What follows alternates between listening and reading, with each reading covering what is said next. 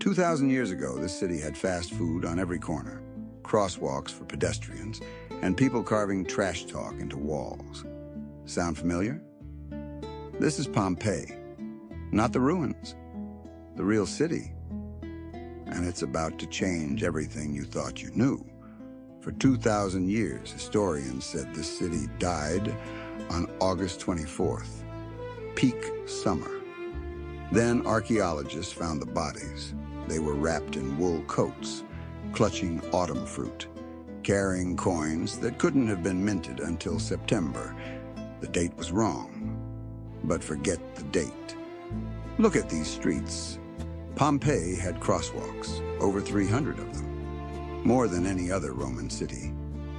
The stones were spaced perfectly for chariot wheels. And those little white rocks, reflectors, for finding your way at night. They even had pedestrian-only zones. The Forum was completely car-free. Well, chariot-free.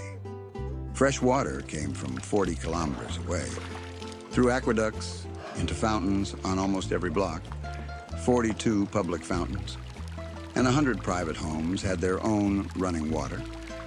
In 79 AD, hungry? No problem.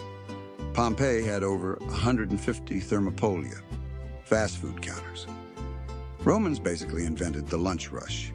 2 bronze coins got you lentil stew, fresh bread, and wine. When archaeologists dug this up, the food was still in the pots. And the art.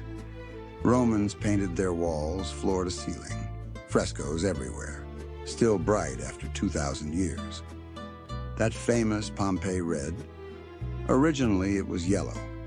The heat from the eruption turned it red. Even the destruction made it more beautiful. But the real stories are on the walls. Romans didn't just paint, they carved. Everything from political ads to love notes to straight-up insults. Sixesus the weaver loves Iris, but she doesn't care. Scratched into a wall 2,000 years ago. Still readable, still relatable. Now here's where it gets weird. See those carvings everywhere? Above doorways, on street corners? Those aren't decorations. They're called fascinum, good luck charms. Romans believed they protected against the evil eye. They carved them on doorways, shops, even bakeries. And it wasn't just buildings. Parents hung them around their children's necks. Generals hung them on their chariots. The word fascinate literally comes from this.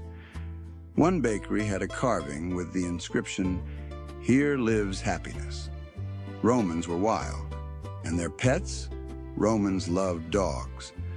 But the wealthy kept something more exotic. Archaeologists found a pet monkey in a Pompeii bathhouse. At another Roman site, they found monkeys buried with their own pets.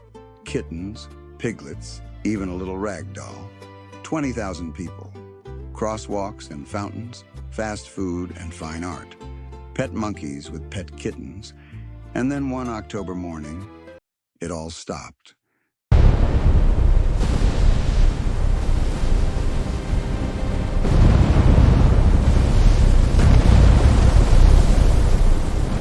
But because it stopped so suddenly, everything was preserved.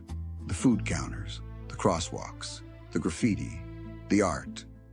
2,000 years later, we can finally see how they lived. Not ruins. A time capsule, a city frozen at the moment it was most alive. Mystery solved. But history has thousands more waiting.